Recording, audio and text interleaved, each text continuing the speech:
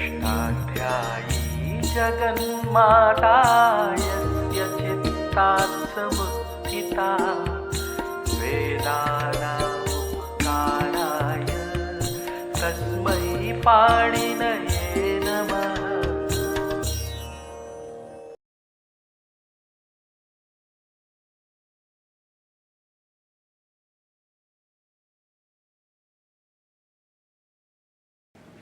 नमः पाणिनये। हम लोग पौष्पी प्रक्रिया के अनुसार सुबंत रूपों को बनाने की विधि जान रहे हैं। प्रातिपदिकों से सुप प्रत्यय लगा करके सुबंत बनते हैं, जिनकी सुप तिङंतम पदम से पद संज्ञा होती है। प्रकृतियां दो ही प्रकार की हैं, धातु और प्रातिपदिक। तो धातुओं से प्रत्यय लगते हैं तिंग और कृत, और प्रातिपदिकों से प्रत्यय लगते हैं सुप, स्त्री प्रत्यय और तद्धित प्रत्यय। तो सुप की प्रक्रिया अलग है और तद्धित प्रत्ययों की प्रक्रिया अलग है, इसलिए इनको हम अलग अलग पढ़ेंगे। धातुओं से लगने वाले तिंग और कृत की प्रक्रिया एक है, इसलिए उनको हमने एक साथ पढ़ लिया। किंतु जब धातुओं से हम सुप लगाते हैं तो प्रक्रिया अलग होती है, और तद्धित लगाते हैं तो प्रक्रिया अलग होती है। इसलिए हम अभी केवल सुप प्रत्यय लगाने की विधि का विचार करेंगे।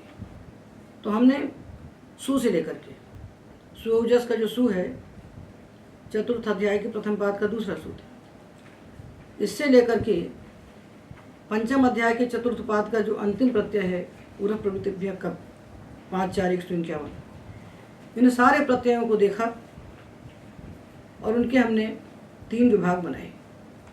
पहला विभाग बनाया सुओजस अमौठ, ये 5 का नाम रखा हमने सर्वनाम स्थान, सुजन नपुंसकस्य से। और शस से लेकर कब तक जो प्रत्यय हैं उनके हमने 2 हिस्से किए। एक में रखा यादि अजादि प्रत्ययों को, यकार आदि अजादि प्रत्ययों को, उनके परे होने पर पूर्व की भा संज्ञा होती है। और जो प्रत्यय यादि अजादि नहीं है, किन प्रत्ययों में असर्वनाम स्थान, जो यादि अजादि से भिन्न असर्वनाम स्थान स्वादी हैं, उनके परे होने पर अंग की पद संज्ञा होती है। तो एक वर्ग हुआ सर्वनाम स्थान प्रत्ययों का, दूसरा हुआ यादि अजादि असर्वनाम स्थान प्रत्ययों का, और तीसरा हुआ यादि अजादि से भिन्न असर्वनाम स्थान प्रत्ययों। तो इस प्रकार हमने 3 हिस्से कर लिए प्रत्ययों के। अब तद्धित प्रत्ययों हमने छोड़ दिया, क्योंकि उसकी प्रक्रिया की चर्चा हम अभी नहीं करेंगे। तो हमने अपनी दृष्टि कहाँ केंद्रित की? सुऔजस अमौक्षस टाभ्याम भिस गेभ्याम भ्यस गसिभ्याम भ्यस गसोसाम घीओसो, ये 21 विभक्ति हमारे सामने खड़ी है। इनका नाम प्रत्यय है, प्रत्यय के अधिकार में है, इसलिए इनकी संज्ञा प्रत्यय है, और विभक्तिश्च से इनकी संज्ञा विभक्ति भी है। ये हमने जान लिया, यहाँ तक हम जान चुके हैं। इसके साथ ही हमने ये भी जान लिया कि जो जस और शस प्रत्यय है, इनके स्थान पर नपुंसक लिंग में शी हो जाता है। प्रातिपदिक यदि नपुंसक है तो उनके बाद आने वाले जस और शस के स्थान पर जस शशो शी से शी आदेश हो जाता है। और ये जो शी आदेश होता है, इसका नाम होता है सर्वनाम स्थान, शी सर्वनाम स्थान में।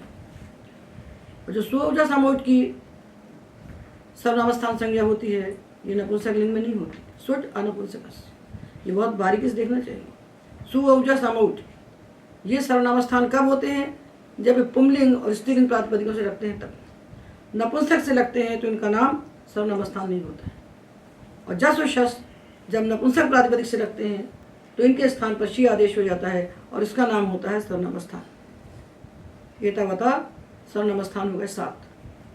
पुंलिंग स्त्रीलिंग से लगने वाले सुऔजस अमौठ और नपुंसक से लगने वाले शी 7 हुए सर्वनाम स्थान। ये जो रूप बनते हैं 21 व्यक्तियाँ हैं, तो 21 रूप 3 प्रकार के होते हैं। हम 21 रूप नहीं बनाना होता है, 3 बनाना होता है।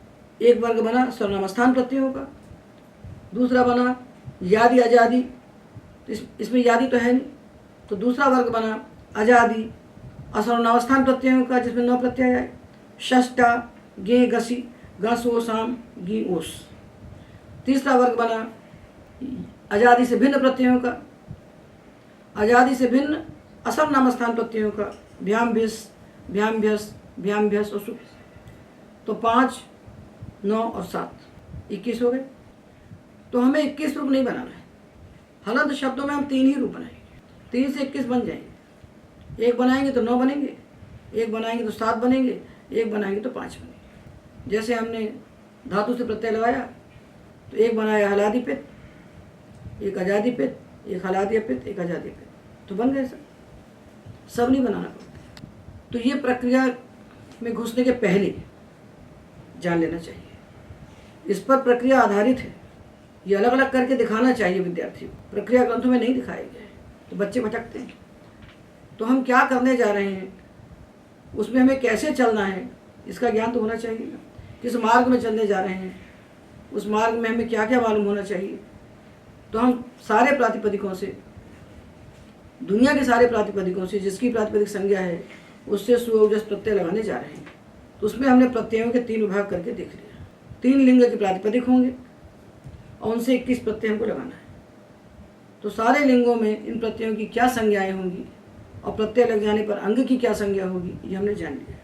ये पाणिनि का तरीका है काम करने का। अब जब 9 प्रत्यय लगने पर अंग की भा संज्ञा होगी, भा संज्ञा होगी तो या संज्ञा सासा फलवती भवेत, संज्ञा होती है उसका कोई ना कोई फल होता है। तो भा संज्ञा अंगों को क्या करना है, इसके लिए उन्होंने भस्य का अधिकार किया। 64129 से 64141 तक ये उन्होंने बनाया भस्य का अधिकार। जिसकी भा संज्ञा होगी उसको क्या करना है ये आपको यहाँ दिखेगा। इसलिए अष्टाध्यायी को सामने रख करके हमको पढ़ना चाहिए। अष्टाध्यायी को बंद करके जो प्रक्रिया ग्रंथ चलते हैं उससे जितना सिखा दिया गुरु जी ने उतना तो आ गया। अपने आप बुद्धि में कुछ स्फुरण ही नहीं होता। विद्यार्थी की बुद्धि कुछ कर ही नहीं सकती। उसकी आँख पट्टी बांध कर उसको बताया जाता है कि इतना बन गया, इतना बना लो।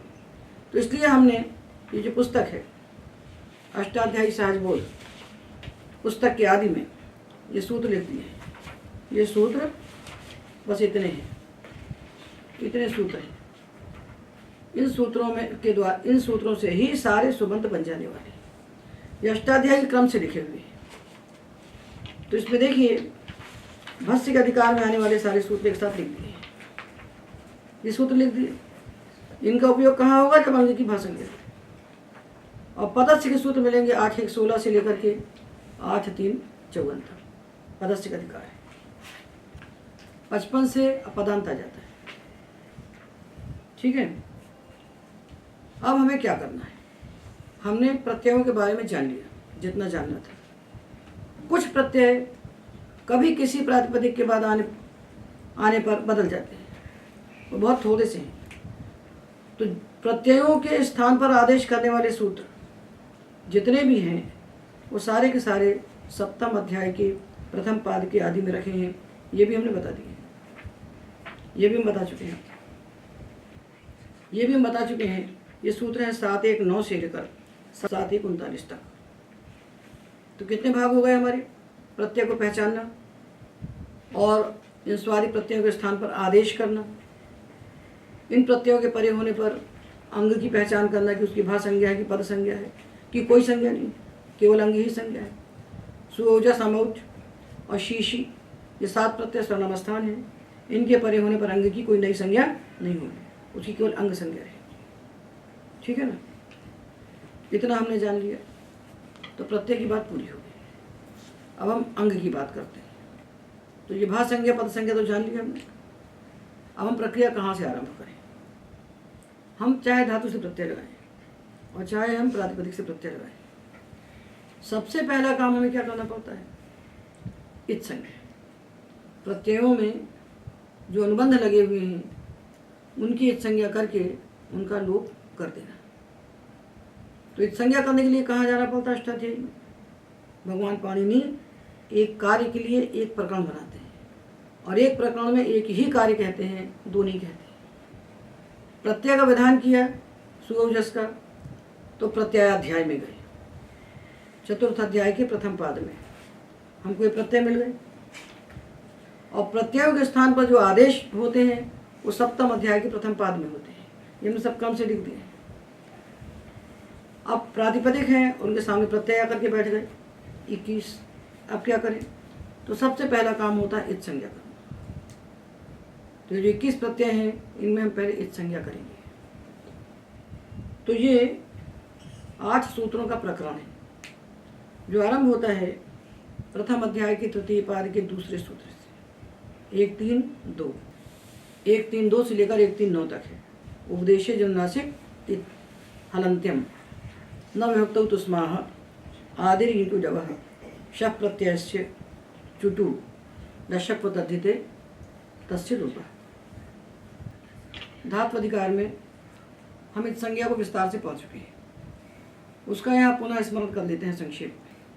तो इस संज्ञा का पहला सूत्र है उपदेशे जनुनासिक इत। उपदेशावस्था में जो अनुनासिक अच होता है उसकी संज्ञा होती है। तो पहला प्रत्यय आया सु, इसका स्वरूप है सु, यह अनुनासिक है, इसलिए सुकार की संज्ञा हो जाएगी, बचेगा स। औ में कुछ नहीं होगा, और जो जस आएगा इसकी संज्ञा हो जाएगी। औ में संज्ञा नहीं होगी क्योंकि अनुनासिक नहीं है ये, ठीक है ना। अब दूसरा सूत्र आता है हलन्त्यम। उपदेशावस्था में जो अंतिम हल होता है उसकी संज्ञा होती है। तो ये आम है, आम है, अंतिम हल है माँ, इसकी संज्ञा होना चाहिए। हलन्त्यम से इसकी संज्ञा होना चाहिए। किंतु उसके बाद सूत्र आता है अगला, न विभक्तौ तुस्माः। विभक्ति में स्थित तू यानी तवर्ग, सकार और मकार, इनकी संज्ञा नहीं होती। तो हम जान चुके हैं कि ये जो प्रत्यय है स्वौजस समौक्षस 21, इनका नाम विभक्ति है। विभक्ति सूत्र से इनकी विभक्ति संज्ञा है। तो विभक्ति संज्ञक जो प्रत्यय हैं उनके अंत में स्थित जो तवर्ग, सकार, मकार, इनकी संज्ञा नहीं होती। ये सूत्र हलन्त्यम का बाधक है। तो अम के मकार की हमको हलन्त्यम से संज्ञा प्राप्त हुई, किंतु न विभक्तौ तुस्माः ने उसको रोक दिया, तो इसकी संज्ञा नहीं होती, ऐसी रहेगी। औट में हलन्त्यम से टकार की संज्ञा होगी, टकार की संज्ञा होगी। जो प्रथमा का औ है उसमें कोई अनुबंध नहीं लगाया, और द्वितीया की औ में टकार अनुबंध लगा दिया। क्यों लगाया? क्या फल है इसका? फल है शुद्ध नपुंसकस्य से प्रत्याहार उनको बनाना है, उनको शुद्ध प्रत्याहार बनाना है जो यहाँ तक जाएगा, इसलिए लगाया। इसका और कोई फल नहीं है। स्वौजस अमौट बनाना है उनको, तो कोई चाहिए ना पकड़ने के लिए आधार, तो इसको टिक कर इसको टकार की संज्ञा करके शुद्ध बन गया, उससे शुद्ध नपुंसकस्य से सूत्र बन गया। तो ये तो बात हलन्त्यम की होगी। तो उपदेशे जनुनासिक से उकार की संज्ञा की सु में, हलन्त्यम से इसकी संज्ञा प्राप्त हुई, किंतु न विभक्तौ तुस्माः ने रोक दिया, अन्यत्र होगी। हलन्त्यम से संज्ञा होती है, जैसे सुप प्रत्यय आएगा आपका, ये हियो सुप, सप्तमी में वचन सुप आएगा, इसमें पकार की संज्ञा हलन्त्यम से हो जाएगी। सुप में पकार की संज्ञा हलन्त्यम से हो जाएगी, पर अम में मकार की संज्ञा हलन्त्यम से नहीं होगी। तो उपदेशे जनुनासिक का उदाहरण बनेगा ये, हलन्त्यम का बनेगा ये।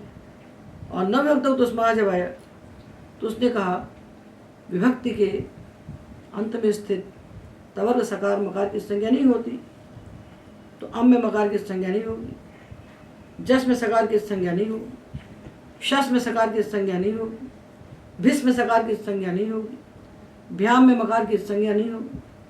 ठीक है, तो ये तो मिल गए हमको सा और माँ। अब तवर्ग कहाँ से लाएं? तो तवर्ग में जब घसी के स्थान पर आत आदेश करेंगे, घसी के स्थान पर आत आदेश करेंगे, रामात बनाएंगे, जब इसकी संज्ञा नहीं होगी।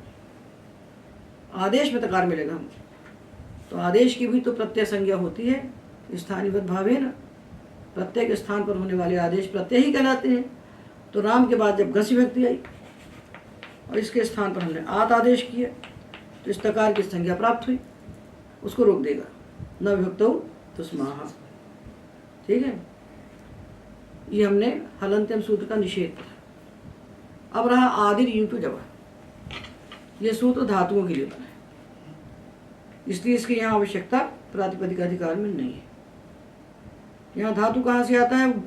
इसके ऊपर बैठा है सूत्र जो भूवादेव धातुः, वहाँ से धातु को पकड़ लेते हैं। तो आदिर यूटु जवा सूत्र धातुओं के लिए बना है, उसकी इस अधिकार में हमें आवश्यकता नहीं। अब क्या है? शप प्रत्ययस्य, प्रत्यय के आदि में स्थित जो शकार उसकी संज्ञा होती है। तो इन प्रत्ययों के आदि में स्थित शकार तो है नहीं। ये सूत्र धातुओं से जब प्रत्यय लगते हैं अथवा जो तद्धित प्रत्यय लगेंगे, जैसे शय लगा तो इसकी संज्ञा हो जाएगी। धातुओं से शाकर लगेगा तो शा की संज्ञा हो जाएगी। तो शय शून शकार की संज्ञा हो जाएगी। शप प्रत्यय से, प्रत्यय के आदि में स्थित शकार की संज्ञा होती है। इसका हमको इस सुबंध प्रक्रिया में प्रयोजन नहीं है। इसके बाद जो सूत्र आता है चुटु, उससे हमारा प्रयोजन है। तो चुटु सूत्र जो है इसमें शप प्रत्यय से प्रत्यय की अनुवृत्ति आती है। तो चुटु का अर्थ क्या बनेगा? चुटु, चुटु क्या है? चू और टू ये द्वंद्व समास हुआ। तो प्रथमा का द्विवचन है, जैसे गुरु गुरु, वैसे ही चू और टू जो आपका बना था द्वंद्व चुटु, इसका बना द्विवचन में चुटु। चुटु प्रत्यय के आदि में स्थित, जिसकी प्रत्यय संज्ञा है उसके आदि में स्थित, जो चवर्ग और टवर्ग उसकी संज्ञा नहीं होती। जस, तो जस प्रत्यय है, इसके आदि में जा है, ये चवर्ग है, इसकी संज्ञा चुटु से हो जाएगी। और सा की संज्ञा हलंत्यम से नहीं होगी तो बचेगा अस। सु में सा बचा, औ में औ ही रहा, जस में अस हो गया। तो सु औ जस का बन गया सा औ अस। अम औ, और जब शस आया तो अगला सूत्र है लशक व तद्धिते, प्रत्यय के आदि में स्थित जो लकार शकार और कवर्ग, इनकी संज्ञा हो जाती है। इनकी संज्ञा हो जाती है, किंतु जब ये लकार शकार कवर्ग तद्धित प्रत्यय के आदि में होते हैं तो इस संज्ञा नहीं होती। ये सूत्र लशक व तद्धिते सूत्र तद्धित प्रत्यय में नहीं लगता। तो शा की संज्ञा हो गई शस में, और सा की संज्ञा नहीं हो पाई। न विभक्तो तस्मा ने रोक दिया तो क्या बचा? अस। अब क्या बन गए? सा औ अस, अम औ अस। और जिसकी संज्ञा होती है, नौवां सूत्र है तस्य लोपः। यस्य संज्ञा तस्य लोपः, जिसकी संज्ञा होती है उसका लोप होता है। इस संज्ञा की ही जाती है लोप करने के लिए। प्रत्येक संज्ञा का कोई ना कोई फल होता है, तो इस संज्ञा का फल है इस संज्ञा का लोप कर देना। अब आया टा, टा, तो टा के आदि में है टा, ये टवर्ग है। तो चुटु सूत्र से टा की संज्ञा हुई, बच गया आ। भ्याम भिस में किसी की संज्ञा नहीं हुई, क्योंकि भ्याम के अंत में जो माँ है, भिस के अंत में सा है, तो न भक्तो तो उस माँ ने रोक दिया। गे गसी गस और गी, इन चार के आदि में जो गा है ये कवर्ग है, ये कवर्ग है। तो दशक तृतीय से गा की संख्या है। क्या बचा? ए। असी में ई जो है ये अनुनासिक है, तो इसकी उपदेश क्या बचा? ए। गसी में अस, गस में अस, और गी में ई बच गया। ठीक है। तो गे भ्याम भ्यस, तो टा भ्याम भिस, क्या बचा? आ भ्याम भिस, गे भ्याम भ्यस, ए भ्याम भ्यस, गस ओस आम, अस ओस आम। ओस के सकार की संज्ञा नहीं होगी, आम की मकार की संज्ञा नहीं। ठीक है। और गस के सकार की भी संज्ञा नहीं होगी, अस ओस आम, गी ओस सुप, ई ओस सु, पकार की संज्ञा होगी, ओस के सकार की नहीं होगी। इसका अभ्यास कर दिया। 21 विभक्तियां कुल हैं। तो इस संज्ञा करने के बाद ये प्रत्यय बन गए सा औ अस, अम औ अस, आ भ्याम भिस, ए भ्याम भ्यस, अस भ्याम भ्यस, अस ओस आम, ई ओस सु, ये बन गए। तो हमने इन 21 विभक्तियों में अनुबंधों की संज्ञा की, उनको लोप कर दिया। अब यही एक काम हमें और कर लेना चाहिए, बुद्धि में विचार करके कि ये सुख प्रत्यय जिन प्रातिपदिकों में लगेंगे उन दोनों को मिलाकर जो बनेगा उसका नाम होगा सुख तिङन्तम पद, उसकी पद संज्ञा होगी। तो ये विभक्तियाँ जिसके अंत में आएंगी उसका नाम पद हो जाएगा।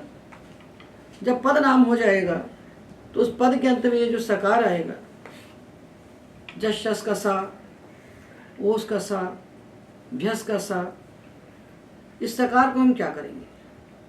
अभी सब बुद्धि में कल्पना करके कर लेना भाई। तब उस समय अभी ये विभक्ति का अंत में सकार है, केवल विभक्ति नहीं बोली जाएगी। तो जब ये बोला जाएगा तो हमने सरित से लिया, सरित और ओस, तो सरितोष बन जाएगा। और जब शस लगाएंगे जस, तो सरितस बन जाएगा। अब तो इसकी पद संज्ञा होगी, तो बुद्धि में हम परिकल्पित कर लें, तब ये पदांत सकार कहलाएगा। जो पदांत सकार होता है उसके स्थान पर रू आदेश होता है। सूत्र है ससजुषो रूह। पदांत सकार और सजुष शब्दांत जो शकार, उसके स्थान पर रू आदेश होता है।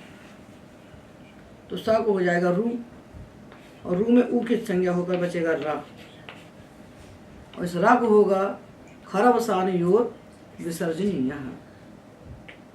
खर परे होने पर और अवसान में रेप के स्थान पर विसर्ग आदेश होता है।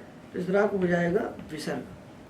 तो क्या बन जाएगा? अस को अह, ओस को ओह, और भ्यस को भ्यः। ओस के सकार के स्थान पर रुत विसर्ग करके ओह बनेगा।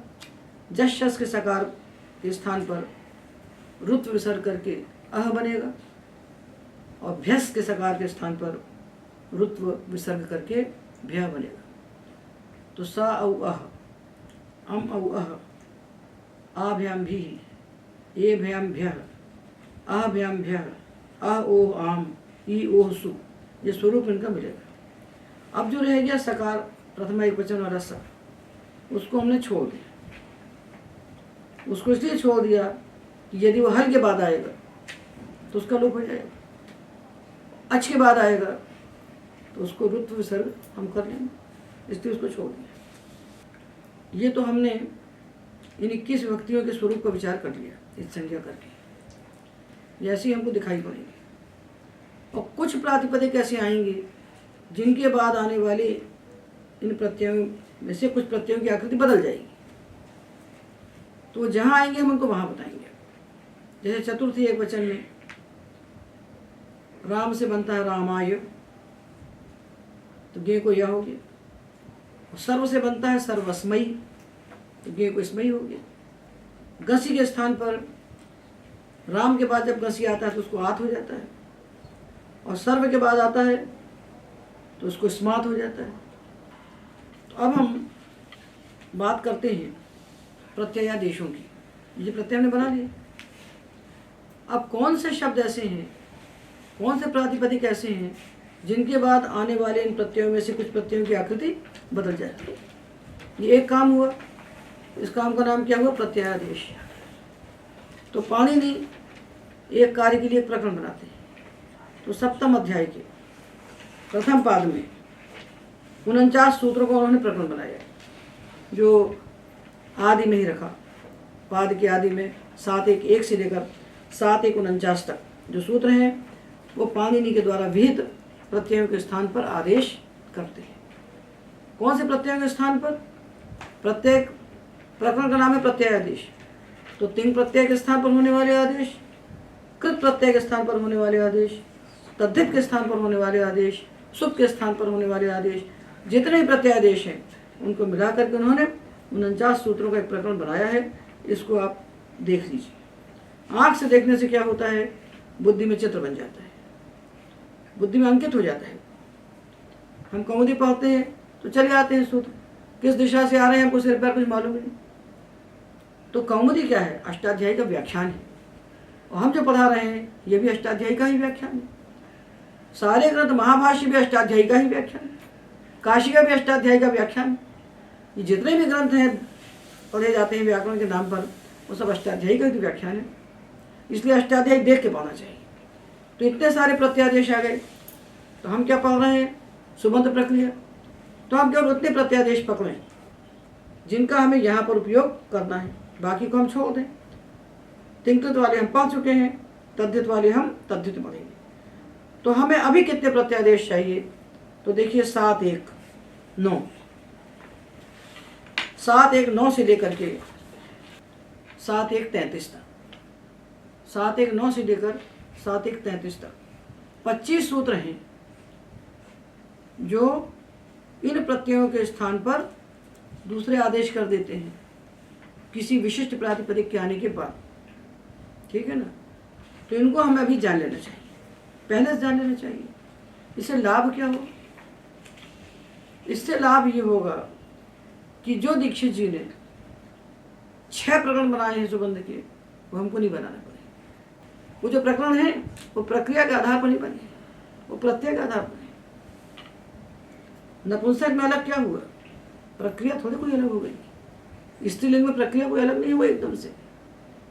ऐसी कोई प्रक्रिया थोड़ी बदल गई कि उसके लिए प्रकरण बनाना पड़ा, कि उसके लिए प्रकरण बनाना पड़ा।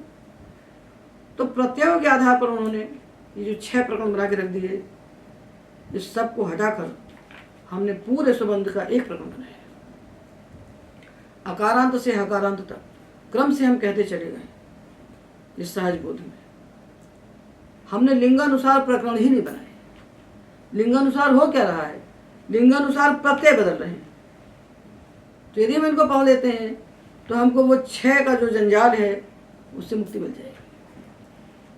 तो इनको हम पढ़ते हैं पहले, तो हम जान जाएंगे कि किस प्रातिपदिक के बाद आने वाले किस प्रत्यय को कौन सा आदेश होने वाला है। तो ये बात हमने बताई आपको प्रत्ययादेश की। इनमें से नपुंसक लिंग जो प्रातिपदिक, उनके बाद आने वाले जो प्रत्ययादेश, उनकी बात हम अभी पहले करते हैं और बाकी की हम यथा समय करेंगे। इसमें आप ये सहज बोध का चतुर्थ खंड, इसका 11 पृष्ठ आप खोल लीजिए। तो सूत्र मिलता है स्वमोर नपुंसका।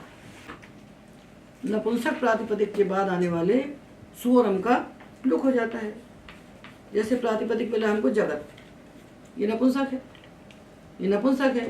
तो इसके बाद आने वाला सु और इसके बाद आने वाला अम, इनका लुक हो जाएगा। तो जगत जगत यही बनेंगे दोनों। जगत जगत, प्रथमा का एक वचन और द्वितीय का एक वचन। यहाँ सु अम का हमने लुक कर दिया। लोप नहीं है, ये लुक है। लुक होने का मतलब है कि इसको निमित्त मानकर अब कोई अंग कार्य नहीं किया जाए, तो इनका लुक हो गया। तो नपुंसक के प्रत्यय बन गए 0 और 0, प्रथमा द्वितीय। तो ये हो गया। किंतु इसका बाधक आता है अतोम। तो यदि प्रातिपदिक है अदंत, जैसे वन, वन, यदि प्रातिपदिक अदंत है जैसे वन, तो इसके बाद आने वाले सु और अम को अम आदेश हो जाता है।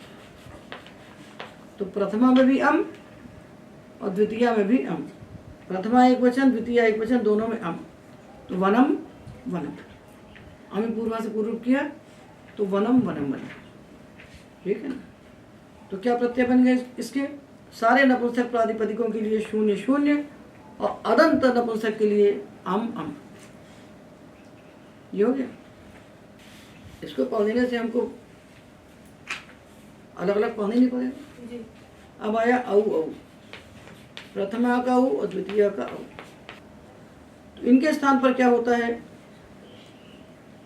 नपुंसकाच्च, नपुंसक प्रातिपदिक से उत्तर जो औ, इनके स्थान पर शी आदेश होता है। नपुंसक अंग से उत्तर जो औ, इसके स्थान पर शी आदेश होता है। तो शकार की संज्ञा हो जाएगी, बचेगा ई और ई, ये बन गया। और जो जस और शस है, जस और शस, इसके स्थान पर हम पहुंच चुके हैं। जस शशो शी, इसके स्थान पर होगा शी और शी। शकार की संज्ञा होकर बचेगा ई और ई, ये प्रत्यय बन गए। 0 ई, 0 ई। अदंत है तो ई, अम ई, और तृतीया से वही रहेगा।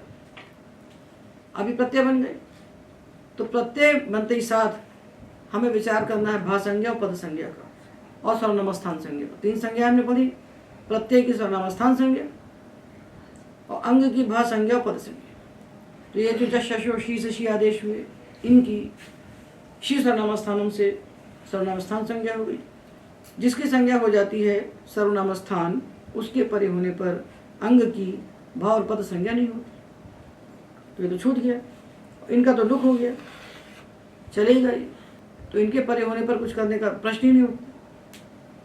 अब ये दो रहते हैं, शी और शी, इनके परे होने पर अंग की कौन सी संज्ञा होगी ये बताइए विष्णु जी।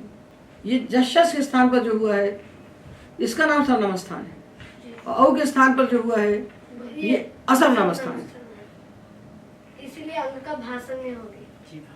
जश शस के स्थान पर जो शी आदेश हुआ इसकी संज्ञा हुई सर्वनाम स्थान। इसके परे होने पर हमको अंग की संज्ञा का विचार नहीं करना है। और ये जो औ के स्थान पर 2 शी आदेश हुए, ई और ई, ये कैसे प्रत्यय हैं? सबसे पहले क्या देखना पड़ता है, सर्वनाम स्थान है कि असर्वनाम स्थान है। जैसे धातु से लगने पर हम क्या देखते हैं, सार्वधातुक है कि अर्धधातुक है। तो शुभ प्रत्ययों में हम क्या देखेंगे कि प्रत्यय सर्वनाम स्थान है कि असर्वनाम स्थान है। तो ये जो शी प्रत्यय थे दोनों सर्वनाम स्थान हो गए, तो हमने अंग की संज्ञा का कोई विचार नहीं किया। और ये 2 जो हैं ये हैं असर्वनाम स्थान, तो इनके परे होने पर हमको अंग की संज्ञा का विचार करना पड़ेगा।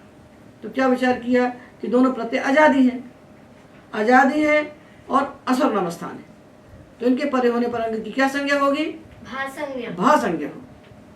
ये जब तक आप संज्ञा का निर्णय नहीं करेंगे तो आगे चलेंगे कैसे। तो ये दोनों जहाँ लुक हो गया, यहाँ हमें कोई संज्ञा नहीं करना है, हम लुक कर देंगे विभक्ति का।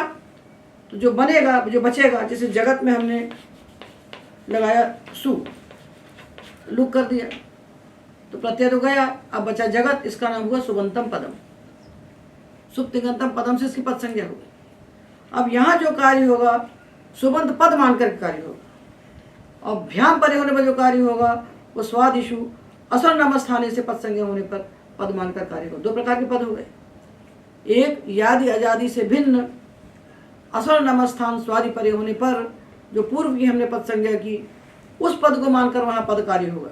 और यहाँ पर प्रथमा एक वचन में जब सु का लुक हो जाएगा या हल्यादि लोप होगा आगे, तो वहाँ जो कार्य होगा सुप्तिगंतम पदम से पद मान करके कार्य होगा। पद कार्य दोनों में होंगे, समान होंगे, और पद संज्ञा अलग अलग सूत्रों से होगी। ये प्रत्यय है नपुंसक।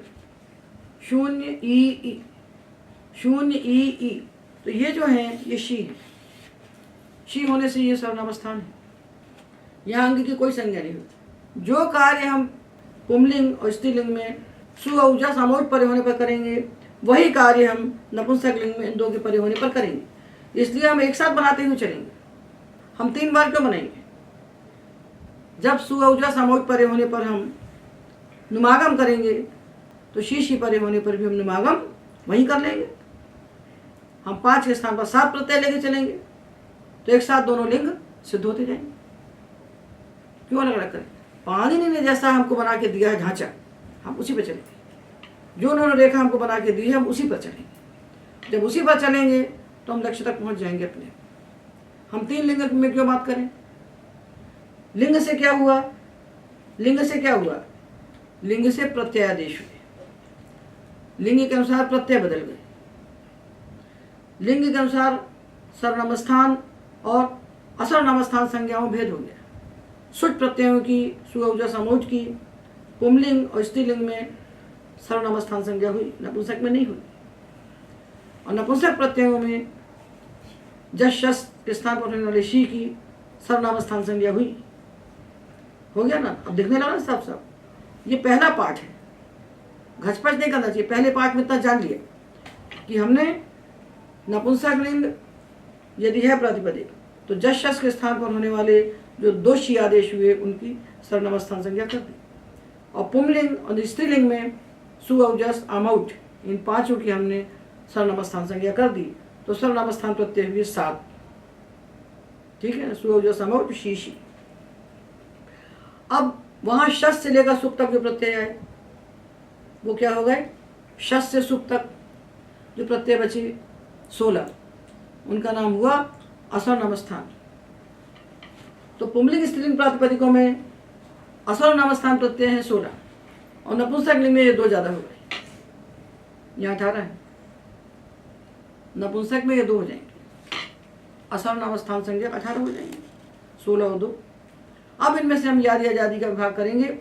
वहां हमको 9 मिले, वहां हमको आजादी असर नमस्थान 9 मिले, शस टा गे गसी गस ओस आम गी ओस 9 मिले ना, उसमें 2 को जोड़ दीजिए तो आजादी असर नामस्थान प्रत्यय कितने हो गए? 11, 9 वहां और 2 नपुंसक के।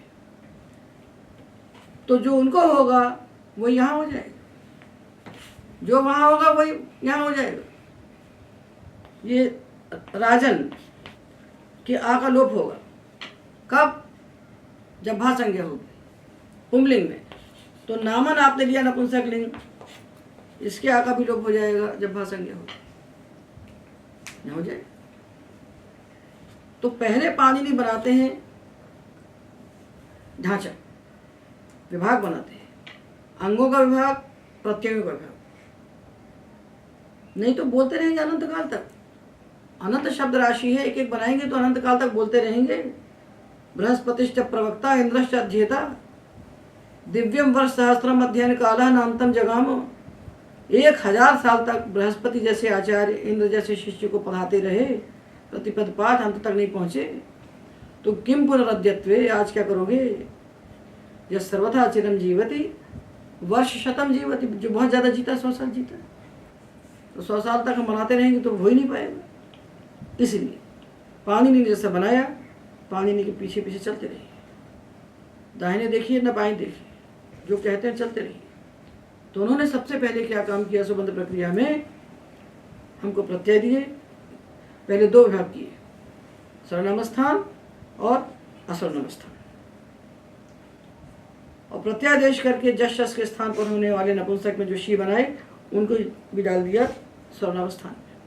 अब जो असर्वनाम स्थान प्रत्यय बचे उनके 2 हिस्से किए, यादी आजादी और यादी आजादी से भिन्न। तो यादी आजादी जो थे असर्वनाम स्थान, उनके परे होने पर अंग की भा संज्ञा हो गई, बाकी के परे होने पर पद संज्ञा हो गई। अब वो ये नहीं कहेंगे कि किसके परे होने पर क्या काम है, वो भस्य कहेंगे, पदस्य कहेंगे, और सर्वनाम स्थानीय कहेंगे, और कहीं असर्वनाम स्थानीय भी कहेंगे। बस तो पूरा बनाकर समुदाय उसके लिए एक साथ आदेश कर देते हैं, तो एक साथ अनंत शब्द निष्पन्न हो जाते हैं। तो ये हमने बना लिया। तो हमने पहले सुओजस प्रत्ययों को लिया और बाद में नपुंसक प्रातिपदिक के बाद आने वाली जिन प्रत्ययों के स्थान पर आदेश कहे गए उनको ले करके नपुंसक लिंग में प्रथमा द्वितीय में जो परिवर्तन हुए प्रत्ययों को देख लिया। शून्य शी शी, शून्य शी शी, यही प्रत्यय है, यही प्रत्यय हुए नपुंसक के। शकार की संज्ञा कर दी तो ये बड़ा ई बच गया, और यहाँ शकार की संज्ञा की तो छोटा ई बच गया। ये प्रत्यय बन गए। अब ये जो आदेश हो रहा है जस शशोषी, तो पूरे जस और पूरे शस के स्थान पर होगा। किससे होगा? अनेकाल शित सर्वस्य, अनेकाल शित सर्वस्य।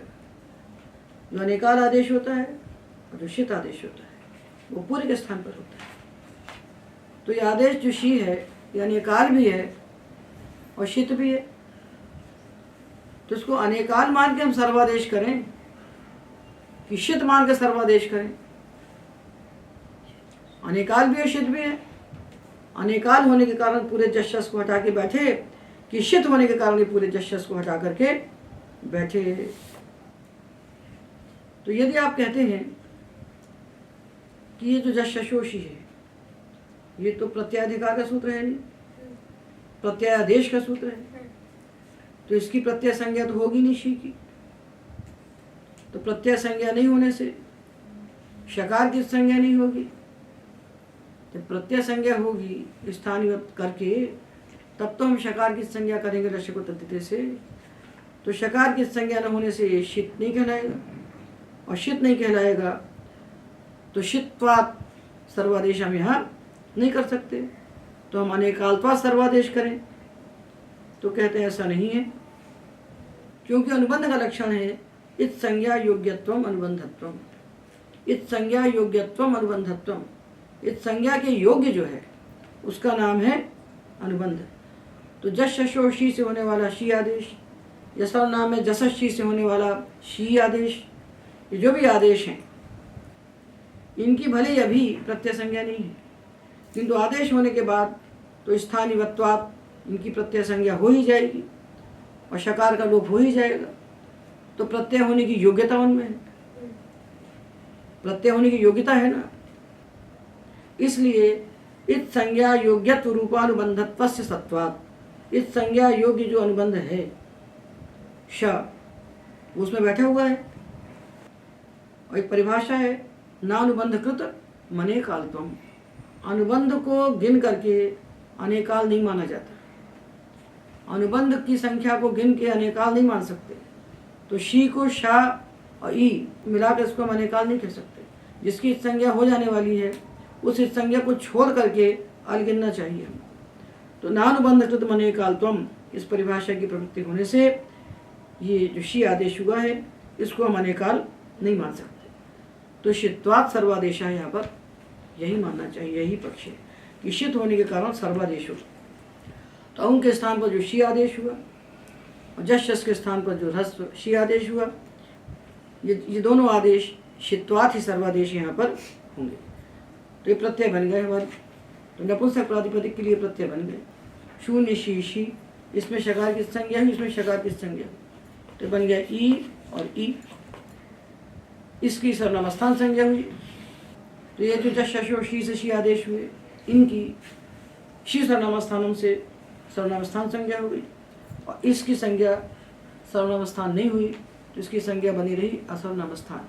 तो इसके परे होने पर अंग की भा संज्ञा होगी, इसके परे होने पर अंग की कोई संज्ञा नहीं होगी, और इनका लुक हो जाने के कारण कोई वेतन निमित्तक कार्य अंग को नहीं होगा।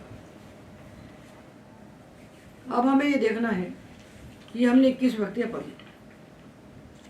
इसमें जो पहली भक्ति है सु, प्रथमा का एक वचन, इस प्रथमा के एक वचन सु की संबोधन में संज्ञा होती है एक वचनम संबुद्धि। संबोधने जो सूत्र है उसके बाद सामंत्रितम है और उसके बाद एक वचनम संबुद्धि है। तो ये प्रथमा की भक्तियां हैं सु और जस, इनमें से जो एक वचन है सु, इसकी संबुद्धि संज्ञा होती है, इसका नाम होता है संबुद्धि। ठीक है ना।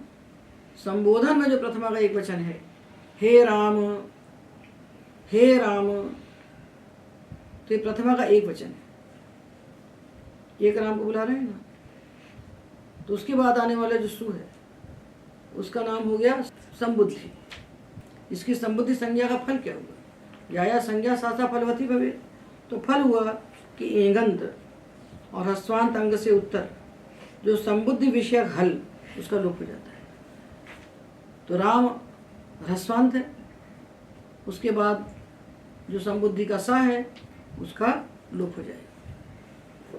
तो राम, संबोधन नहीं होगा तो राम, और संबोधन होगा तो एक वचन की संबुद्धि संज्ञा हो जाएगी और उसका लोप हो जाएगा। तो हे राम, ये एक रूप बदलेगा और बाकी औजस में वही रूप रहेंगे। संबोधन में एक वचन की संबुद्धि संज्ञा होगी तो वहाँ विशेष कार्य कहे गए और बाकी औजस में वही रूप रहेंगे। ये बात हो गई। तो हमने विभक्तियों के विषय में जान लिया कि 21 विभक्तियाँ हैं, उनके कैसे विभाग किए गए। तो देखिए ये जो सु और जस है इनका नाम प्रथमा है, अम और शस का नाम द्वितीय है, ताभ्याम भ्यस का नाम तृतीय है। पाणिनि ने कहीं नहीं कहा, उन्होंने कहीं नहीं कहा। ये पूर्वाचार्यों की संज्ञाएं, पूर्व आचार्य जो थे पाणिनि से, उनके संज्ञाओं को उन्होंने स्वीकार कर लिया। ताभ्याम भ्यस का नाम तृतीय है, गेभ्याम भ्यस की संज्ञा है चतुर्थी, घसिभ्याम भ्यस की संज्ञा है पंचमी, और गस और शाम की संज्ञा है षष्ठी और गी और सुख की संज्ञा है सप्तमी। तो प्रथमा, द्वितीया, तृतीया, चतुर्थी, पंचमी, षष्ठी, सप्तमी ये संज्ञाएं पूर्वाचार्यों से ली हुई संज्ञाएं हैं और इन्हीं संज्ञाओं को लेकर के उन्होंने सूत्र बना दिए कर्मणि द्वितीया, कर्तृकार्यों तृतीया। उन संज्ञाओं को मान लिया उन्होंने।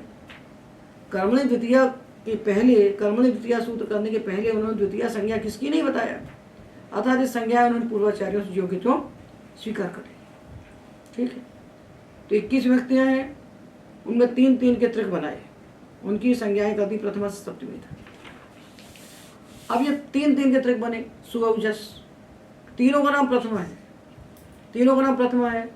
पशु का नाम क्या हुआ, प्रथमा का एक वचन, औ का नाम हुआ प्रथमा का द्विवचन और जस का नाम हुआ प्रथमा का बहुवचन। क्या सूत्र पढ़ा हमने, सुपह। इसके पहले सूत्र आता है तान एक वचन द्विवचन बहुवचनान नियकशः। इससे इसकी अनुवृत्ति ले। तो 3-3 के जो त्रिक बनाए, इनमें से पहले का नाम रखा एक वचन, दूसरे का नाम रखा द्विवचन, तीसरे का नाम बहुवचन। ऐसा समझ लीजिए, सु का नाम हुआ प्रथमा का एक वचन, औ प्रथमा का द्विवचन, जस प्रथमा का बहुवचन, अम द्वितीय का एक वचन, औ द्वितीय का द्विवचन, शस द्वितीय का बहुवचन, टा तृतीय का एक वचन, भ्याम तृतीय का द्विवचन, भृस तृतीय का बहुवचन। ये समझ लेना चाहिए।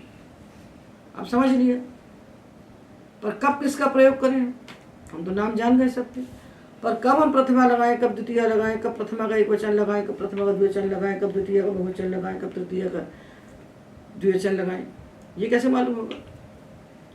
तो कहते हैं ये सब शास्त्र नहीं बताता, ये सब वक्ता बताता है।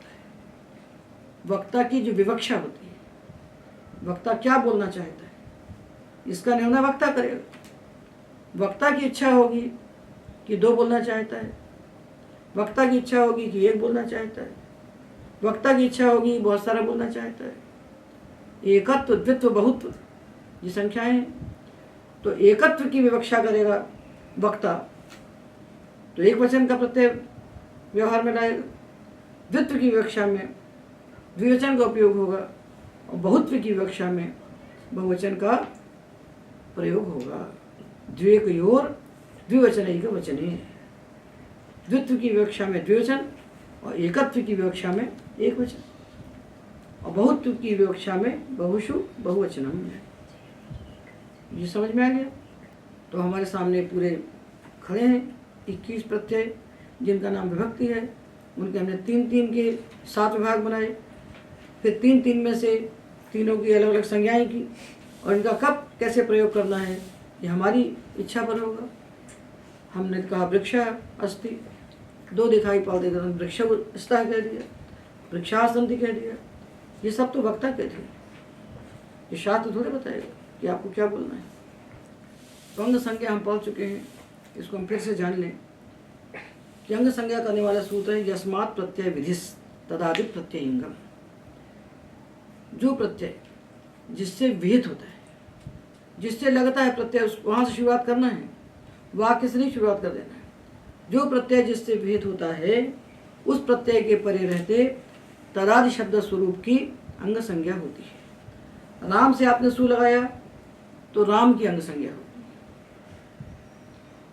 दशरथस्य पुत्र राम आपने कहा, राम से लगाया सु तो राम के पहले जो बैठा हुआ दशरथस्य उसकी अंग संज्ञा नहीं हो जाएगी। इसलिए यस्मात् प्रत्यय विधि का, जो प्रत्यय जिससे विहित होता है उस प्रत्यय के परे होते तदादि शब्द स्वरूप की अंग संज्ञा होती है।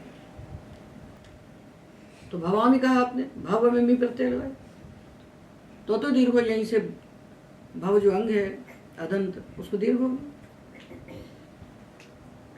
तो ये मी प्रत्यय जो मे प्रत्यय है ये किससे विहित था, भू धातु से, भू धातु से विहित था ना। आपने भविष्यामी कहा तो मे प्रत्यय किससे विहित है, भू धातु से। यदि तदादि नहीं कहेंगे तो भू से विहित है मे, तो भू की अंग संज्ञा हो जाएगी और बीच में जो बैठा है शप उसकी नहीं हो पाएगी।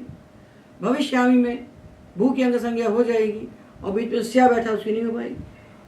विकरण विशिष्ट भव की अंग संज्ञा हो जाए, विकरण विशिष्ट भविष्य की अंग संज्ञा हो जाए और दोनों में अतो दीर्घो यहीं से दीर्घ हो जाए, भवामी बन जाए और भविष्यामी बन जाए, इसलिए तदादि का ग्रहण किया है। इसलिए तदादि का ग्रहण किया। तो तदादि कह देते हैं। यस्मात् प्रत्यय विधि क्यों कहा? विधि का ग्रहण क्यों किया? कि प्रत्यय परे होने पर उसी की अंग संज्ञा होती है जिससे प्रत्यय विहित होता है। जिससे लगाया गया है प्रत्यय वो होना चाहिए। जिससे प्रत्यय विहित है, प्रत्यय परे होने पर उसी की अंग संज्ञा होगी। यह स्त्री और इयति। इयति है ना इतनी, यान इतना, इयति इतनी।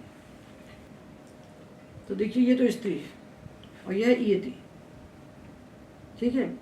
अभी इयति शब्द कैसे बना है? तो इदम शब्द है,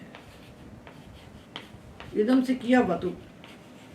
तो सूत्र है किम इदम भ्याम, वो घ।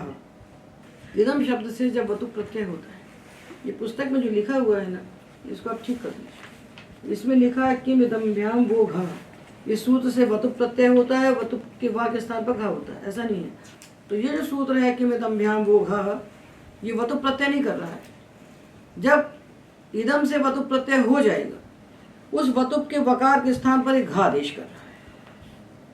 ये वतु प्रत्यय करने वाला सूत्र नहीं है, वतु के वा के स्थान पर घ करने वाला सूत्र है। तो घ हो गया। अब ये वतु प्रत्यय तद्धित है, तो घ के स्थान पर ई आदेश हो गया, ई। घ के स्थान पर ई हो गया, ई। वतु पे उपकृत संज्ञा हो गई उकार पकार की, तो क्या बचा? यत। यत बना ना, यत। वतु को हो गया यत। घा के स्थान पर आय नी फटक जगह प्रत्यादि नाम, घा के स्थान पर ई आदेश हो गया। बचा था अत, तो क्या बन गया? यत। वतु को हो गया यत, तो वतु को तो यत हो गया। और ये इदम था, इसके स्थान पर ईश आदेश हो गया, ईश। इसके स्थान पर, प्रकृति के स्थान पर, इदम किमो रीश की, इदम किमो रीश की। इदम के स्थान पर ईश आदेश हो गया, ई। ई और इयत, ई और इयत हो गया ना। अब आपने भाष्य पढ़ा है? हाँ, यस्यति च से ई का लोप हो गया, यस्यति च से ई का लोप हो गया। ईकारे तद्धिते च परे, ईकार परे होने पर और तद्धित परे होने पर भा संज्ञक इवन अवन का लोप होता है। तो तद्धित है ना, ये तद्धित है, इसके परे होने पर इसकी भा संज्ञा हुई, इसका लोप हो गया। तो प्रकृति भाग तो गया पूरा, जिससे प्रत्यय हुआ था वो तो चला गया, और प्रत्यय शेष रह गया। प्रकृति चली गई और प्रत्यय रह गया, यत। और इसके पहले बैठा है स्त्री, और इसके बाद है यत। आ रही बात समझ में? प्रत्यय था वतु, वतु के वा को घा किया, तो बन गया यत। और जो उसके पहले था इदम, उसके स्थान पर ईश आदेश किया, और यस्यति च से उसका लोप कर दिया। तो यत जो प्रत्यय है, यह जो प्रत्यय है, इसकी प्रकृति जो था इदम, वो तो चला गया, पूरा चला गया ना। जिससे वतु प्रत्यय विहित था वो था इदम। वतु प्रत्यय की प्रकृति कौन था? इदम। उसका तो लोप हो गया। अब जो बैठा है यत के, ये प्रत्यय है, ये मात्र प्रत्यय रह गया। इसके पहले जो बैठा है ये स्त्री। तो यदि आप कहते हैं प्रत्यय के पहले जो होता है उसकी अंग संज्ञा होती है, तो ये प्रत्यय इसके पहले स्त्री बैठा है, इसकी अंग संज्ञा हो जाती है। ऐसा हो सकता है क्या? ये यत प्रत्यय जो दिख रहा है आपको वतु, ये क्या इससे विहित है? नहीं। तो इसका अंग ये कैसे हो सकता है? नहीं हो सकता। इस यत का अंग स्त्री हो सकता है क्या? नहीं। यदि विधि शब्द नहीं कहते सूत्र में, तो इस स्त्री की अंग संज्ञा हो जाती है। यत के परे होने पर स्त्री की अंग संज्ञा हो जाती है। तो ये हम कहते प्रत्यय परे होने पर प्रत्यय के पूर्व में जो है उसकी अंग संज्ञा हो जाए। तो ये प्रत्यय हमको दिख रहा है यत, ये प्रत्यय भाग है, और इसके पहले जो स्त्री शब्द बैठा है उसकी अंग संज्ञा कैसे कर ले हम भाई? इससे विहित प्रत्यय थोड़े है ये किससे विहित था? इदम से, और इदम तो चला गया। यत प्रत्यय का अंग था इदम, वो तो चला गया। अब दिख रहा है स्त्री, आपने इसको गिप करके स्त्री इति बनाया, तो आप अगर इसकी अगर संज्ञा कर देंगे स्त्री की तो इसको क्या होने लगेगा? यंग होने लगेगा। इयंग होने लगेगा, वो स्त्रिया से। तो स्त्रिया सूत्र कहता है कि स्त्री शब्द के ई को इयंग आदेश होता है आजादी प्रत्यय परे होने पर। तो स्त्री की अगर अंग संज्ञा हो जाती, स्त्री रूप अंग अंगाधिकार का सूत्र है ना, तो स्त्री रूप जो अंग उसको इयंग आदेश होता है आजादी प्रत्यय परे होने पर। तो स्त्री की अंग संज्ञा यदि हो जाती तो ये आजादी प्रत्यय मिलता है, इसको इयंग हो जाता। इसलिए सूत्र में विधि का ग्रहण किया, जिससे प्रत्यय का विधान किया गया है उस प्रत्यय के परे होने पर उसके पूर्व की अंग संज्ञा होती है। तो यत प्रत्यय है, उसके पहले स्त्री दिख रहा है, यत प्रत्यय की जो प्रकृति थी उसका तो लोप हो गया, तो उस प्रत्यय के पहले दिख रहा है स्त्री, उसकी हम अंग संज्ञा न कर दें, इसलिए सूत्र में विधि शब्द कहा। तो हमने देखा तदादि क्यों कहा। तदादि इसलिए कहा कि विकरण विशिष्ट भवामी भविष्यामी में विकरण विशिष्ट की अंग संज्ञा हो जाए, इसलिए तदादि कहा। और विधि क्यों कहा कि यत के परे होने पर, यत के परे होने पर स्त्री की अंग संज्ञा न हो जाए और उसको इयंग न होने लगे। अब कहते प्रत्यय क्यों? यदि प्रत्यय नहीं कहते तो आपने वाक्य लिया देवदत्ता ओदनम अपाक्षित, देवदत्त ने भात पकाया, तो अपाक्षित जो है लुंग लकार का है, अपाक्षित में जो तिंग है वो लुंग के स्थान पर है। तो लुंग परे होने पर लुंग लंग रिंग छोटी दाता से अजागम होता है। अजागम किसको करें? अजागम किसको करें? जो लुंग प्रत्यय है उसका अंग कौन है? पच। यदि हम प्रत्यय नहीं कहते तो उसके पहले जो देवदत्त बैठा हुआ था ओदनम, देवदत्ता ओदनम अपाक्षित, तो देवदत्त को अजागम होने लगता। अजागम करना है पच को, वो अजागम देवदत्त को ना होने लगे, इसलिए प्रत्यय कहा। तो प्रत्यय विशिष्ट की अंग संज्ञा हो। किसका प्रत्यय है लुंग, किससे हुआ है? पच से, तो तद विशिष्ट पच की अंग संज्ञा हो। और अजागम पच के पहले बैठेगा, देवदत्त के पहले नहीं बैठेगा। तो अंग संज्ञा का हम निर्णय करेंगे, तब हम ये जानेंगे कि ये जो प्रत्यय लगेंगे इनके परे होने पर अंग कार्य किसको होगा। जिसकी अंग संज्ञा होगी उसी को तो अंग कार्य होगा ना। तो पहले अंग संज्ञा का निर्णय हम कर लें। तो अंग कार्य होता क्या है? अंग कार्य क्या होता है? प्रत्यय को निमित्त मानकर जो कार्य किया जाता है वो अंग कार्य होता है। अष्टाध्यायी में 641 सूत्र है अंगस्य, यहाँ से आरंभ करके 7-4 का अंतिम सूत्र है ईचगणः। इन 5 पादों में अंग को होने वाले कार्य कहे गए। ये 5 पाद का अंगाधिकार कहलाता है। इस अंगाधिकार में सारे अंग कार्य कह दिए। सारे का मतलब सुप प्रत्यय परे होने पर होने वाले, तिंग प्रत्यय परे होने पर होने वाले, तद्धित प्रत्यय परे होने पर होने वाले, स्त्री प्रत्यय परे होने पर होने वाले, जितने ही प्रत्यय हैं उन सारे प्रत्ययों के परे होने वाले जितने अंग कार्य हैं वो सारे इन 5 पादों के भीतर बैठे हैं। और हम लगा रहे हैं सुप, तो सारे से हमारा प्रयोजन नहीं है। तो सुप प्रत्यय परे होने पर जितने अंग कार्य हैं उतने छाट के हमने निकाल के पहले आपको देखे। पुस्तक के आरंभ में वो सूत्र हमने लिख दिए हैं कि 5 पादों के अंगाधिकार में सुप प्रत्यय परे होने पर जितने अंग कार्य हैं उसी की हमको अभी आवश्यकता है, उतने ही हमारे यहाँ पर अभीष्ट हैं। तो प्रत्यय को मानकर जो कार्य होता है वो अंग कार्य होता है, और किसी वर्ण को, किसी अक्षर को मानकर जो कार्य होता है वो वर्ण कार्य होता है। ठीक है। तो राम के बाद आएगा अभ्याम,